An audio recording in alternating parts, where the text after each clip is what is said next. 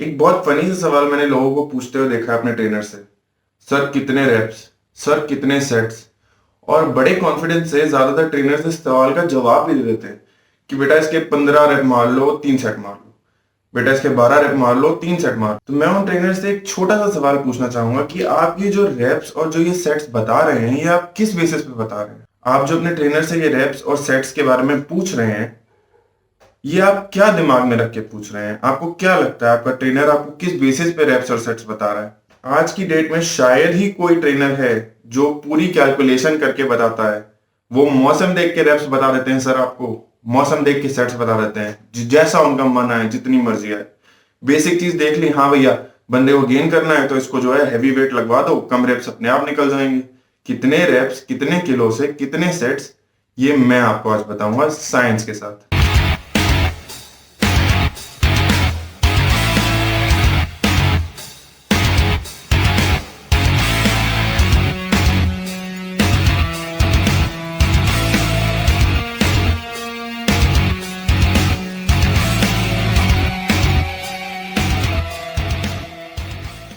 तो एक चीज होती है जिसको लोग अपने आप ट्रेन करते करते फॉलो करते हैं और उसको हम बोलते हैं स्ट्रेंथ एंड एंड्योरेंस कंटिन्यूम। यानी कि आपकी कितनी स्ट्रेंथ है और आप कितना आपका एंड्योरेंस है, उसके बेसिस पे आप अपने अपने रेप्स और अपने सेट्स दोनों डिसाइड कर लेते हैं। मोस्टली लोग जितना मैक्सिमम पॉसिबल वेट होता है वो यूज करते हैं और मैक्सिमम पॉसिबल रेप्स लगाते हैं। रेप्स अंटिल फेलियर, ये लाइन बहुत लोगों ने सुनी होगी और एक हद तक ये लाइन सही भी है, लेकिन डिपेंड करता है कि आपका गोल क्या है।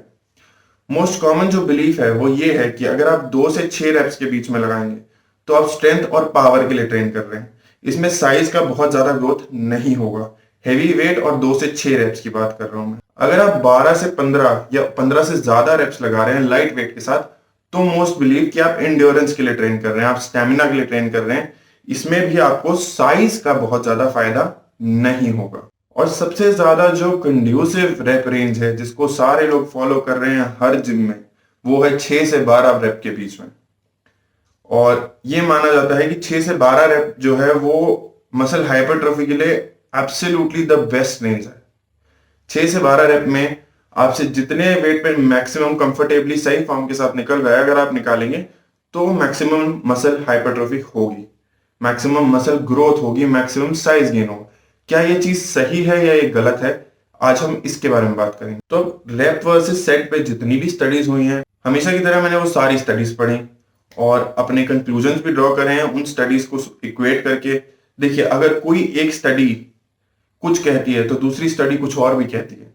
आपको सारी स्टडीज को कंपाइल करके एक जगह एक मेटा एनालिसिस बोलते हैं इस चीज को, कि आप सारी स्टडीज को पढ़ते हैं और अपना एक कंक्लूजन ड्रॉ करते हैं, एक एनालिसिस ड्रॉ करते हैं कि हाँ भैया ज्यादातर स्टडीज ये कह रही हैं और भरोसे वाली स्टडीज ये हैं, तो ये सही चीज होगी।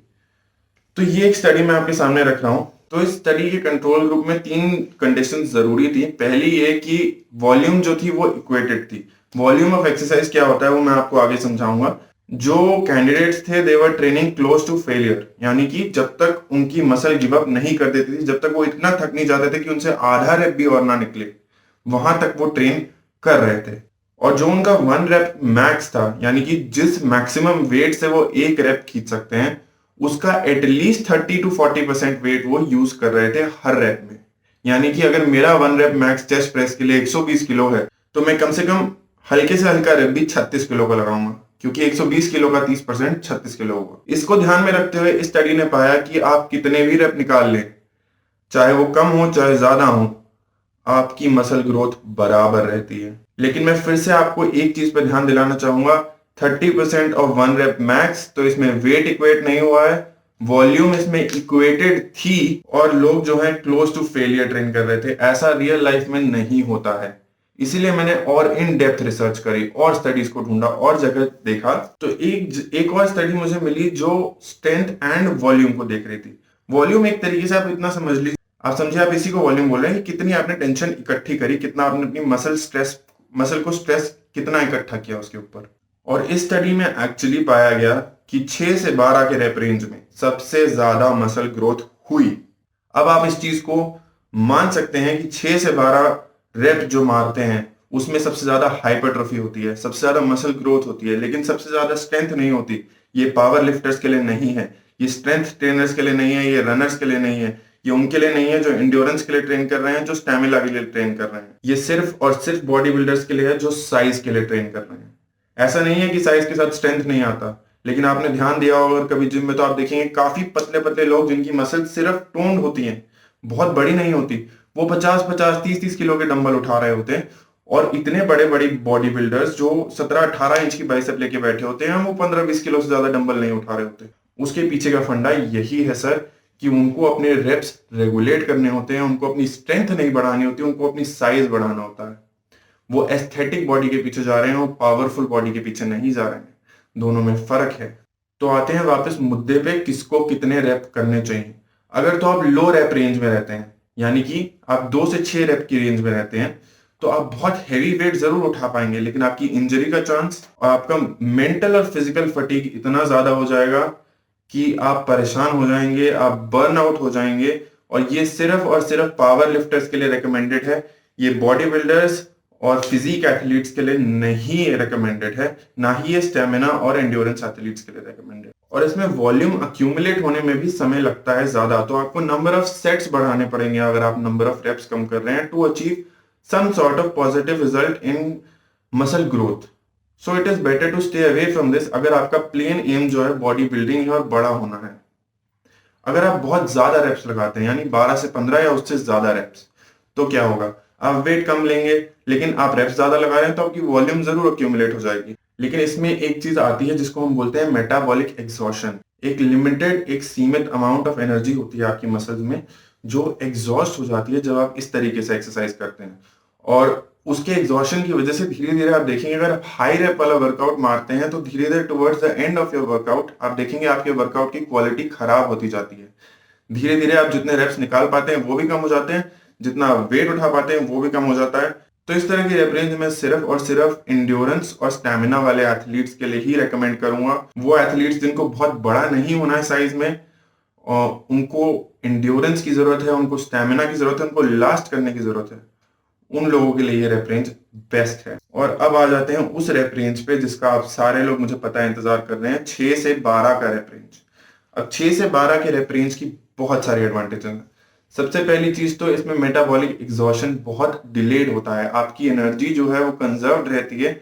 आप बहुत ज्यादा हैवी वेट भी नहीं उठा रहे हैं कि आप एकदम से फुस हो जाएं, और आप बहुत ज्यादा रेप्स भी नहीं निकाल रहे हैं कि आपकी एनर्जी एकदम खत्म हो जाए। तो this is the adequate rep range where metabolic exhaustion will come late. तो आप अपनी एक्सरसाइज कंटिन्यू कर सकते हैं और आप एटलीस्ट हर पार्ट की 4 से 5 एक्सरसाइज मिनिमम कर पाएंगे बिना एक्सेसिवली थके हुए। दूसरी चीज, आप 2 से 4 या 2 से 6 रेप रेंज वाली जो एक्सट्रीमली हैवी वेट था वो नहीं उठा रहे हैं, तो जॉइंट और टेंडन इंजरी का चांस भी बहुत कम हो जाता है। और 3 स्टडीज हैं जो 2012 से 2020 के बीच में पब्लिश हुई हैं, जो कहती हैं कि 6 से 12 का रेप रेंज जो है मसल ग्रोथ के लिए जो रिक्वायर्ड टेंशन है वो एडिक्वेट टेंशन प्रोवाइड करता है। तो एक बहुत बड़ा सवाल इसके बाद खड़ा होता है कि क्या इसका मतलब है मैं अपना सारा ही वर्कआउट 6 से 12 के रेप के बीच में करूं? नहीं, क्योंकि अगर आप स्ट्रेंथ पे काम नहीं करेंगे, अगर आप स्टैमिना और इंड्योरेंस पे काम नहीं करेंगे, तो एक लिमिट आएगी जब आप वो 6 से 12 वाला रेप रेंज भी इफेक्टिवली नहीं परफॉर्म कर पाएंगे। जैसा कि मैंने बीच में बोला अपनी वीडियो की, स्ट्रेंथ और साइज में भी एक रिलेशन होता है, बहुत बड़ा रिलेशन नहीं बट एक रिलेशन जरूर है, तो उसको हमको मेंटेन करके रखना है।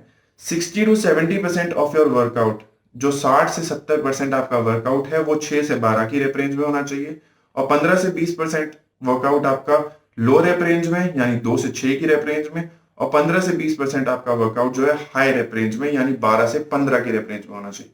लेकिन जितना आप मैक्सिमम अपनी एक्सरसाइज कर रहे हैं, मान लीजिए आप 6 एक्सरसाइजेज एक पार्ट की कर रहे हैं, तो उसमें से 4 एक्सरसाइजेज इसी रेप रेंज में होनी चाहिए, 6 से 12 के बीच में, for optimal growth. I hope मैंने आपके सारे डाउट्स क्लियर कर दिए और अब आपको अपने ट्रेनर से नहीं पूछना पड़ेगा सर कितने किलो से कितने रेप, ये आप खुद डिसाइड करेंगे अपने गोल के हिसाब से।